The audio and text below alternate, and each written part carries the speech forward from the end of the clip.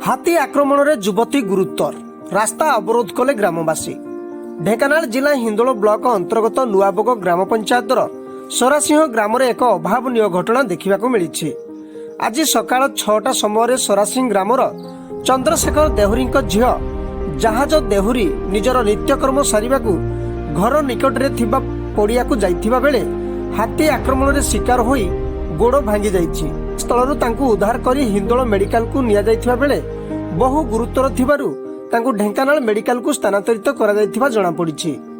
सरासिंह ग्राम पाखरे वन विभाग पक्षरु एक फॉरेस्ट बीट थिबा बेले घटना घटी जाइथिले मध्य वन विभाग कर्मचारी देखा नथिबा हेतु क्षतिपूरण दाबी रे उक्तक्त ग्रामवासी माने रास्ता रोक करिथिबा देखिबाकू मिलिछि। चंद्रशेखर देहुरी जे हाथी आक्रमण नष्ट होइछन से कोन आपनकर लागे मो झियो ताकर कोन जहाज देहुरी। अच्छा केमिति हाथी माइला को टाइम रे कोन करबा पे जाउथले से बंधाड़े का दे जाउतला अडू दांत काटी के झाड़ा जीव बोली काड़े गुटे काड़े एधु काड़े 10-15 किलोमीटर जो 10-12 मीटर खंडे हबो जाई जे हे जाके हाथी बिलरु बाहर के ताको मारजी आ केमति जानले से हेटी हाथी मार घरे गले जे हम गारू जने मही बोली से जाइथला ता को झाड़ा से नौटी गिरी आइला को से देखला जे नटी रे पड़ी जी आ को कजनी देहुरी झीर कौन हे ना से कौन सरकार को दाबी करिवे कौन कहिबे जे आपन क्षतिपूरण पई कौन सुनि कहिबे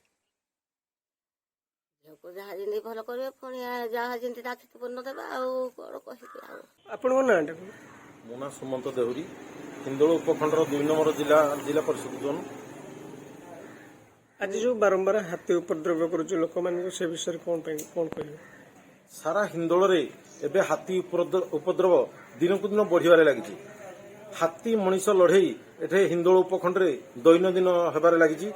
आज ई नुआबोग पंचायतर सरासिंह ग्राम रे जनिक महिला को हाथी मारिथिबार सूचना मिलुवा बेले से ताको निज भगवान बसतः वर्तमान से मरी नाहांती किंतु ताको दुईटी गुड़ बर्तमान भांगी जाइए। एभली 2 मास भितर मिनिमम 8 जन वृद्ध जनसाधारण को हाथी मारी सारे किंतु एठी हिंदोल उपखंड रे वन विभाग कुंभकर्ण निद्रा शोई बारंबार अभियोग पर वन विभाग निद्रा भांगुनी।